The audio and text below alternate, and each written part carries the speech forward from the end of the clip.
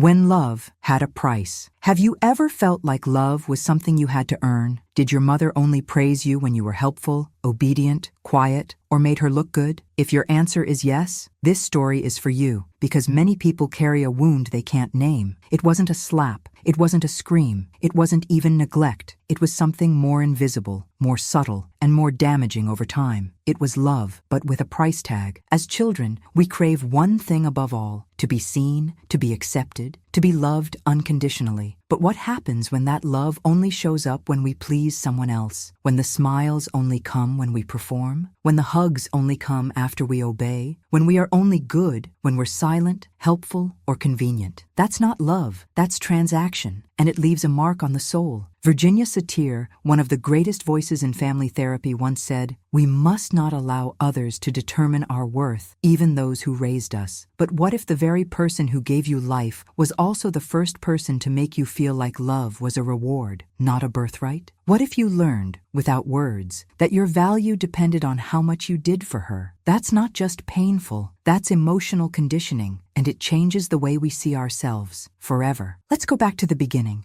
Imagine a little girl. She wants to show her mom a drawing, but mom is busy, unless that drawing makes her look like a good mother. Now imagine that same girl, older. She's dressed up perfectly, quiet, smiling for photos, not because she feels happy, but because it keeps mom happy. Because if mom's happy, maybe she'll smile at her too. Maybe she'll say, "I'm proud of you." Maybe she'll finally feel loved, but only maybe. And when she says no, when she disagrees, when she cries or expresses her needs, silence, coldness, punishment, not physical, but emotional. A look, a sigh, a wall of ice between them. And the message is clear. You're only lovable when you're convenient. You're only worthy when you make me feel good. That's the beginning of a very dangerous belief. If I want to be loved, I must give up myself. And this belief doesn't stay in childhood. It follows you. It walks with you into adulthood, into friendships, into relationships, into work. You find yourself saying yes when you want to scream no. You overgive, you overexplain, you overcompensate, because deep down, there's a little voice that says, if I stop being useful, I'll stop being loved. Virginia Satir called this the false self, a version of you created to survive emotional hunger. She believed that every human being has the right to feel valuable just for being, not for doing, not for serving, not for pleasing. But when your mother only acknowledged your presence when it served her image or her needs, you never got the chance to meet your true self. You became a reflection of her expectations, her moods, her wants, and slowly, your identity got buried under performance. You became the helper, the achiever, the good girl, the fixer, the one who never complains, because those roles brought crumbs of affection. And as a child starving for love, crumbs felt like a feast. But here's the hard truth. That wasn't love. It was control wrapped in affection. It was attention used as manipulation. And now, as an adult, you feel exhausted, but you don't know why. Because all your life, you've been running on the fuel of being useful. You only feel worthy when you're needed. You only feel safe when you're invisible. You only feel enough when you're overperforming. But what if I told you, you can stop? You can stop earning what you were born to receive. You can stop auditioning for affection. You can stop being the emotional servant in every room you enter. You were always worthy, even when you were messy, even when you said no, even when you had nothing to offer. Virginia Satir taught that healing begins when we rewrite the script, when we say, I am lovable because I exist. I do not need to earn that truth. So if you recognize this story, if a part of you feels exposed and tender right now, it means your healing has already begun. You no longer have to wear the mask. You don't have to keep proving your value. You don't need to be anyone's emotional crutch to be worthy of love. This is your invitation to come back to yourself, to meet the child inside who never needed to be useful, just seen. Because real love doesn't ask you to shrink. It invites you to expand. And you, finally, are allowed to grow. The theater of perfection. The child who became a mirror. There's a certain kind of childhood that feels more like a performance than a home, where everything you did was silently watched, measured, judged, where you weren't just a child, you were a reflection of her mood, of her expectations, of the image she wanted to present to the world. In a home with a narcissistic mother, the stage is always set, and the child is the lead actor in a script they didn't write. Do you remember the pressure to behave, to smile when visitors came over, to wear what she picked, to never say too much, to never say what you really felt? Not because you were rude, but because honesty made her uncomfortable, because your truth didn't match her version of reality. easily, so instead, you became quiet, polished, well-dressed, pleasant, the child who made her look like a good mother. Virginia Satir used to say, when we sacrifice authenticity for acceptance, we lose both. And that's exactly what happens in this emotional theater. You learn to suppress your real self, your feelings, your thoughts, your needs, in order to protect her fantasy. Because if you didn't, you were punished. Not always with harsh words or hands, but with subtle weapons, disappointment, withdrawal, mockery, manipulation. And so, like a skilled performer, you adjusted. You smiled when you were sad. You said, "I'm fine," when you were not. You acted okay just to keep the peace, because peace, in that house, was only possible when you were perfect. But the cost of perfection is identity, and soon you no longer remembered what joy felt like, only what was appropriate. You became the mirror she needed, not the person you truly were. Let's pause here. Ask yourself this. Did you ever feel like your real self was too much, too loud, too emotional, too sensitive? That's not a coincidence. Narcissistic mothers often label emotions as weakness, especially when those emotions don't serve them. So if you were angry, it was called disrespect. If you cried, you were dramatic. If you questioned something, you were difficult, not because you were wrong, but because your truth didn't fit her script. And in this silent performance, a dangerous message forms. If I want her love, I must play the role she assigned me. You weren't taught to express, you were taught to adapt. And Satir warned,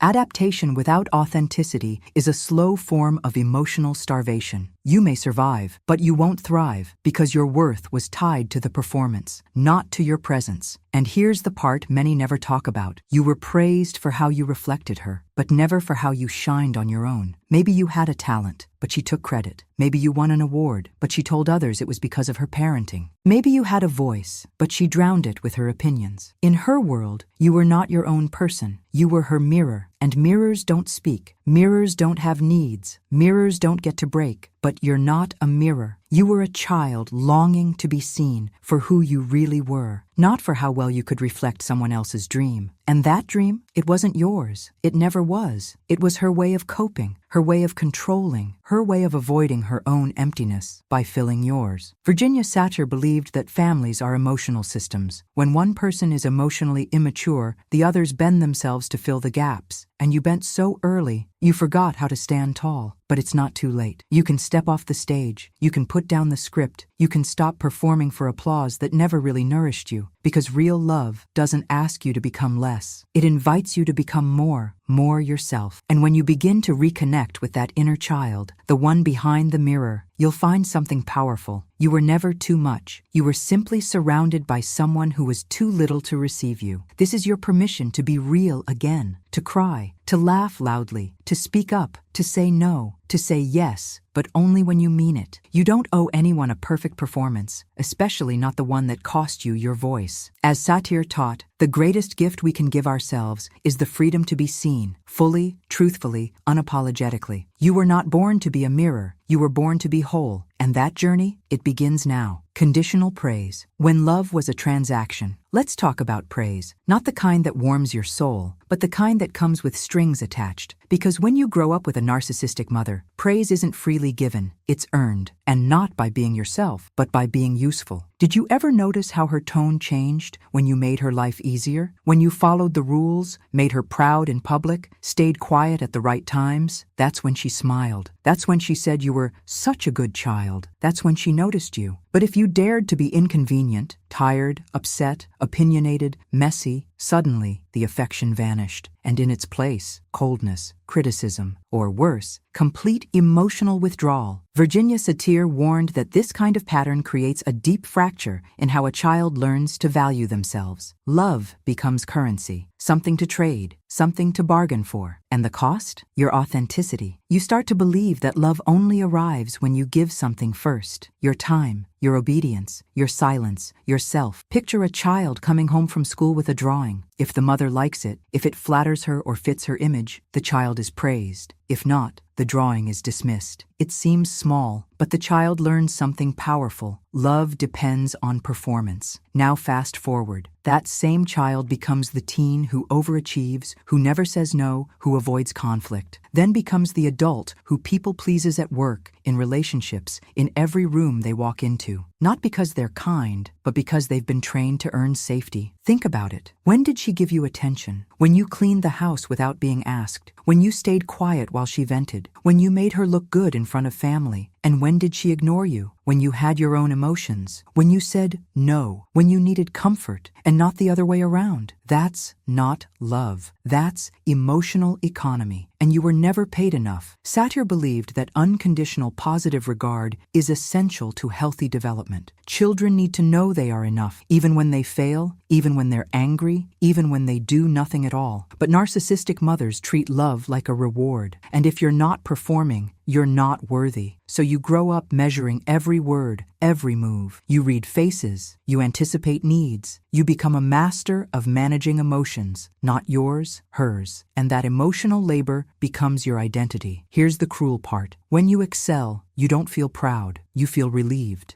Because success means safety. Because failure means punishment, not always visible, but always felt. And so you stop seeking joy. You start chasing approval. Your inner compass breaks. You don't know what you like, only what pleases others. You don't ask, what do I need? You ask, what will keep me loved? Virginia Satir said, we must not confuse the mask we wear with the truth of who we are. But when love is conditional, the mask becomes your second skin. And here's where it gets even more painful. Sometimes, the praise wasn't about you at all. It was about how you made her feel. If you achieved something, she took the credit. If you dressed nicely, it meant she raised you well. If you were quiet, it meant you were obedient. A reflection of her control. You were not seen as a separate human being. You were a mirror that made her feel better about herself. And when you stopped reflecting her image, the love disappeared. Maybe you tried to speak up, to set a boundary, to tell the truth. And what happened? You were called ungrateful, disrespectful, selfish. But let me ask you this. Since when is self-respect a crime? Since when did being human make you unlovable? It didn't. You were just in a system where love had terms and conditions. But you don't have to stay in that system. You can choose a different truth. You can choose to unlearn the lie that says you must do to be loved. Satir taught that every person has intrinsic value, not because of what they accomplish, but simply because they exist. Your presence is enough. Your feelings are valid. Your needs matter. You don't have to earn that. Not anymore. So here's the turning point. When love has always been conditional, giving yourself unconditional love feels foreign, even scary. You might feel guilty for resting, ashamed for saying no, uncomfortable when someone loves you without asking for anything in return. That's not weakness. That's healing in progress. Because the part of you that was trained to perform is finally meeting the part of you that just wants to be. You are not a servant. You are not a stage prop. You are not a project. You are a person, a whole, worthy, radiant person. And the love you truly deserve doesn't keep score. It doesn't vanish when you stop being useful. It doesn't punish your boundaries. It sees you. It honors you. It stays. This is what Satir believed to be true healing. Learning to love yourself even when no one else claps. Learning to value your presence even in silence. Learning to say, I am enough, not because of what you do, but because of who you are. The transaction is over. You never had to buy love. You were always worthy of receiving it for free. And now you finally can. The silence. When you said no, there's a silence that hurts more than shouting. A silence that doesn't bring peace, but punishment. It's the kind of silence you remember from childhood. The cold, quiet wall that appeared every time you dared to say one word, no. In healthy families, no is a normal part of growth. A child learns to set limits, to express preferences, to discover their voice. But when you grow up with a narcissistic mother, no is dangerous. Not because of what you said, but because of what it meant to her. To her, your no wasn't a simple boundary. It was rebellion, disrespect, betrayal. And so, she responded with silence, with withdrawal, with emotional exile. Virginia Satir called this dynamic emotional starvation. It's when a child's need for connection is used as leverage, when love is withheld, not because the child did something cruel, but because they dared to be separate, because they dared to say, I don't want to, I disagree, I need something different. And what happened next? The temperature in the room dropped. She stopped looking at you. She became distant, detached, untouchable. She didn't need to yell. The silence was louder. You suddenly felt invisible. And for a child, invisibility feels like death. Because if love is connection, and connection disappears when you assert yourself, then the message becomes terrifyingly clear. To be loved, I must not say no. From that moment on, many children start shrinking. They swallow their needs. They stop expressing desires. They stay quiet to stay safe. Because the silence that follows no is unbearable. Not just because it's empty, but because it's filled with rejection. And rejection from your mother, the person who's supposed to be your safest place, cuts the deepest. Let's make something clear. You were never wrong for saying no. You were never bad or ungrateful or selfish. You were human. You were learning to have a voice, and every child deserves to learn that. But a narcissistic mother sees boundaries as threats. Because in her mind, your autonomy threatens her control. So, instead of seeing your no as growth, she sees it as betrayal. And that's when the silent treatment begins. Virginia Satir said, "When people cannot handle the truth, they punish the one who speaks it." That's what you experienced. Your honesty didn't break the family. It just exposed the cracks that were already there. But as a child, you couldn't see that. You only felt the loneliness, the confusion, the need to make things right, even if you weren't wrong. So you apologized for setting boundaries. You begged to be seen again. You promised to behave, just to hear her voice, just to feel her warmth again. And so, the lesson was learned. My voice pushes people away. My truth makes me unlovable. And those beliefs didn't stay in childhood. They followed you into friendships, into romantic relationships, into workplaces. You became the one who avoids conflict, who says yes, even when you're screaming no inside, who feels sick with guilt every time you set a boundary, because that old silence, that cold void from the past, still lingers. But here's what Satir wanted us to know. Boundaries are not rejections. They are declarations of self-worth. When you say no, you are not pushing people away. You are pulling yourself back into your own life. You are saying, I have needs too. I have a voice. I am not just an extension of you. And if someone withdraws their love because of that, that's not love. That's control. It's time to unlearn the fear of being alone. Because the silence that followed your no wasn't your fault. It was her inability to accept your humanity. And now you get to reclaim your voice. You get to say no without apology, without fear, without guilt. Because your voice matters, even when it shakes, especially when it shakes. You are not here to be agreeable all the time. You are not here to sacrifice your truth for temporary approval. You are not here to walk on eggshells so someone else can feel powerful. You are here to speak, to stand, to say yes when it's real, and no when it's necessary. Satir believed that true connection is only possible when both people are allowed to be fully themselves. If someone only loves you when you agree with them, that's not love, that's performance. And you were never meant to be an actor in someone else's play. So today, if the word no still feels heavy, if it brings guilt, anxiety, or fear, let this be your reminder. Saying no is not the end of love. It is the beginning of self-respect. You are allowed to set limits. You are allowed to take up space. You are allowed to be whole, even if someone else can't handle it. And if they go silent again, let them, because you've spent enough of your life in emotional exile. Now, it's time to come home to yourself. The weight of being useful. When your worth was measured by what you gave. Some children grow up with toys, stories, and play. Others grow up with responsibilities, silence, and a quiet pressure to be useful. If you had a narcissistic mother, chances are you weren't just a child. You were a helper, a listener, a peacemaker, a stand-in adult. You were useful. And in that house, being useful meant you were valuable. But usefulness is a heavy thing to place on a child's shoulders. It makes you feel needed, but never nurtured. It makes you feel important, but not loved for who you are. It turns your childhood into a job and your innocence into a duty. Virginia Satir called this parentification, when a child is forced to take on emotional or practical responsibilities meant for the adult. Not because you were ready, but because no one else was willing. Let's break this down. Maybe your mother made you her emotional support. She told you things you were too young to understand, confided in you about her relationships, her fears, her pain. She leaned on you, not just for company, but for stability. And slowly, you stopped being a child. You became the listener, the problem solver, the one who held it all together, even when it was breaking you. Or maybe it wasn't emotional. Maybe it was practical. You cleaned the house, took care of siblings, kept the peace when she exploded, learned how to manage chaos because no one else would. And every time you fulfilled a role, she praised you. but not for who you were, only for what you did. It might have sounded like, "You're such a good daughter. I don't know what I'd do without you. You're the only one I can count on." At first, those words feel like love. They feel like purpose. But over time, they become chains. Because what happens when you're tired, when you need help, when you want to rest? You can't. Because the moment you stop being useful, the attention disappears. The warmth vanishes. The house gets colder. And so, the belief is formed. If I'm not needed, I'm not wanted. That belief follows you into adulthood. You become the overgiver, the rescuer, the one who carries everything and everyone. You take on too much, say yes too often, work too hard to be the glue holding everyone else's life together. But deep inside, you feel invisible because no one sees you. They only see what you do for them. Virginia Satir warned about this exact dynamic. She believed that every person has the right to be, not just to do. That love is not earned through service. That value is not measured by productivity. That children deserve to be nurtured, not used. But when your mother only looked at you when you were helping her, you never learned that truth. Instead, you learned to tie your worth to your usefulness. Let's imagine a moment. You're 8 years old. You help with the groceries. She smiles. She hugs you. She tells others how helpful you are. Now imagine another day. You're overwhelmed. You cry. You don't want to help. She gets cold, withdraws, tells you you're selfish, makes you feel guilty. What did you learn? Being helpful brings love. Needing help brings rejection. That's how the cycle begins. And years later, even as an adult, you may still find yourself stuck in it. You work until you're exhausted. You give until you're empty. You take care of others and forget to care for yourself. And still, there's a part of you that fears, if I stop being useful, no one will stay. But let me tell you something. That fear isn't yours. It was given to you, passed down like a family script, written in shame and duty. And now, you get to rewrite it. Virginia Satir taught that healing starts when we reclaim our right to exist without function. You are not a machine. You are not a service. You are not here to fix everyone's problems. You are a person, a soul, a human being. You deserve love when you're helpful, and when you're resting, when you're strong, and when you're falling apart, when you're giving, and when you have nothing left to give. The weight of being useful is too much for a child to carry. It's too much for an adult to carry too. And the moment you realize that is the moment you start letting go. You start asking, what do I need? What do I want? What if I gave to myself the care I always gave to others? You are not selfish for resting. You are not lazy for doing less. You are not unlovable when you say, I can't right now. You are worthy, right here, right now, without lifting a single finger. If this message speaks to you, know that healing doesn't mean becoming someone new. It means unbecoming the role you were forced to play. It means meeting the real you, the one beneath the usefulness, the one who was always enough. You were never just a helper. You were a child. You were a heart. You were a light. And now, you get to shine for yourself. The anger you were never allowed to feel. There's a kind of pain that lives beneath the surface. It's sharp, it's heavy, but it doesn't scream because it was never allowed to. It's anger. And if you grew up with a narcissistic mother, chances are you were never allowed to feel it. Anger is a natural emotion. It's the body's signal that something isn't right, that a boundary has been crossed, that you've been hurt, that something needs to change. But in your house, anger wasn't allowed, especially yours, because your anger didn't fit her narrative. Your pain made her uncomfortable. Your resistance made her defensive. Your honesty made her feel exposed. So instead of being met with understanding, you were silenced. Virginia Satir believed that all emotions have value, even the ones we fear. She taught that when we suppress feelings like anger, we don't become peaceful, we become numb, detached, lost. But your mother didn't want to hear your truth. She only wanted your agreement, your compliance, your smile. So when you got upset, she didn't ask why. She made it about her. Maybe she said things like, "Don't talk to me like that. You're being dramatic. You're just trying to hurt me. You're so ungrateful." And just like that, your anger, which was valid, got twisted into something shameful. You were taught that expressing pain made you the problem, not the hurtful things she did, not the boundary she crossed, not the silence she used against you. You were the one who needed to apologize, to shrink, to calm down. So you learned to hide it. You held the anger in your jaw, in your stomach, in your chest. You smiled through it. You joked through it. You buried it. And what happens to buried anger? It doesn't disappear. It mutates into anxiety, into depression, into chronic guilt, into explosive outbursts you don't understand, into a constant need to please just to avoid confrontation. And worst of all, you started to believe that your anger made you bad, that if you ever pushed back, you would lose love, that if you ever said enough, you would be abandoned, that if you ever stood up for yourself, you would be alone. But let me tell you something. Your anger never made you unlovable. It made you human. It was the most honest thing you felt, and it deserved to be heard. Virginia Satir used to say, "Feelings of anger tell us what we care about." And maybe that's the real reason your anger was shut down, because it pointed to your dignity, to your worth, to your right to say, "This hurts." But when you voiced that pain, your mother couldn't handle it. So instead of changing her behavior, she changed the story. She made you the villain. And that's how the emotional gaslighting began. You were too sensitive, too emotional, too much. Every time you tried to express a wound, she acted like you were attacking her. And in doing so, she flipped the script. From you were hurt to she was the victim. It's hard to grow up in that kind of world because you begin to doubt your own emotions. You stop trusting yourself. You stop defending yourself. You stop feeling. And that, Virginia Satir warned, is the true cost of emotional repression, the death of the authentic self. But it's not too late. That anger, it's still there, waiting to be acknowledged, not to explode, but to be understood. Because underneath that anger is grief. Grief for the mother you didn't have. Grief for the childhood you missed. Grief for all the times you were hurt and told to smile instead. And grief, Satir taught, is a sacred emotion. It means you're ready to heal. So how do we begin? First, we stop shaming the anger. We start listening to it. We ask, what part of me felt disrespected? What boundary was crossed? What truth have I been holding in for years? We give that inner child a safe space to speak, to scream if needed, to finally be heard. And second, we reclaim the right to feel, to say, I'm angry, and I'm allowed to be. To know that emotions are not dangerous, ignoring them is. To believe that love and anger can exist together. That expressing pain doesn't mean destroying connection. It means seeking real connection. The kind where you can be seen in all your emotions, not just the ones that make others comfortable. You are not too much. You are not a monster. You are not broken because you feel deeply. You were just taught to silence what was sacred, and now you get to undo that. Let yourself feel. Let yourself speak. Let the fire come.